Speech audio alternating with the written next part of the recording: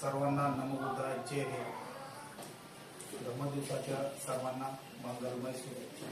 अजिंठा बुद्ध विहार धाग YouTube channel.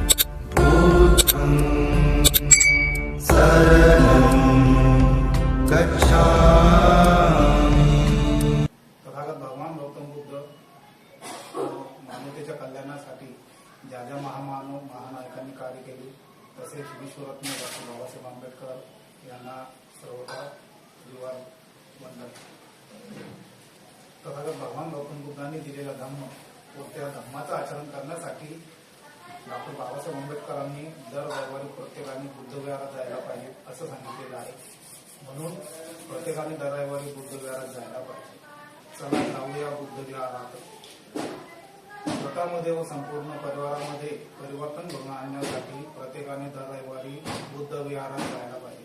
चला सुसंस्कृत समाजाची उभारणी करून बुद्धविहारात जाऊन ज्ञानाची देवाणघेवाण. धम्मदिवस रविवार. प्रत्येकाने बुद्धविहारात जायला पाहिजे. तथागत भगवान गौतम बुद्धांनी दिलेल्या शिलेचं पालन केले पाहिजे.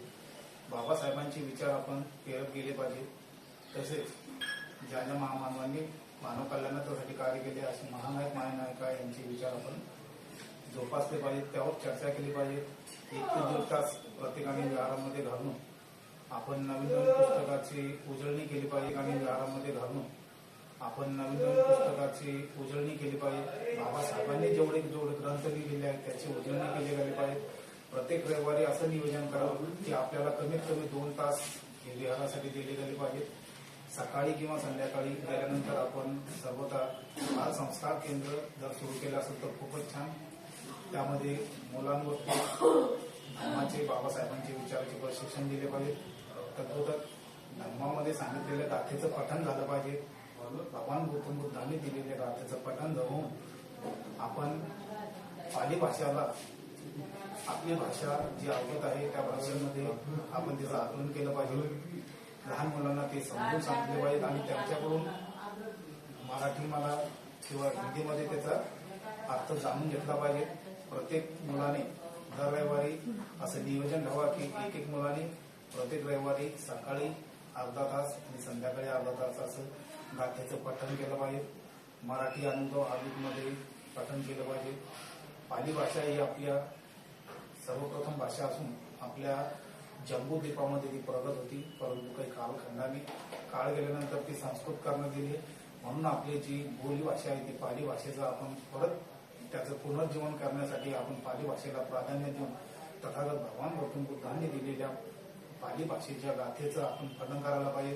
त्याचा मराठी अनुवाद करून समस्त उपासक उपासिका बालक बालिका यांना सांगितलं पाहिजे, जेणेकरून पाली भाषेमध्ये जे काही अवघड वाटणारे शब्द आहेत त्या भाषेचा उलगडा होईल. आणि ते रोज सकाळ संध्याकाळ पाठांतर केल्यानं पाली भाषा खूप अशी सोपी आहे आणि मराठीत अनुवाद करून सर्वांनी ते समजून घ्यायला पाहिजे. जर बंतेजी उपलब्ध झाले तर खूपच छान. किंवा बुद्धाच्या आधी माझी श्रामनेरांच्या वतीने त्या सर्व गाथा पठण केल्या पाहिजेत आणि त्याचं मराठीत अनुवाद केलं पाहिजे. प्रत्येक मुलांनी दर रविवारी एक गाथा घेतली पाहिजे. सकाळी आणि संध्याकाळी आपल्या घरी गाथेचं पठण केलं पाहिजे.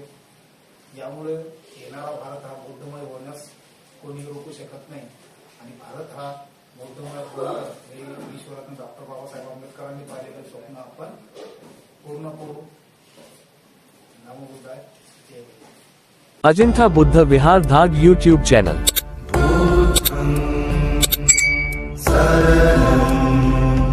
गच्छामि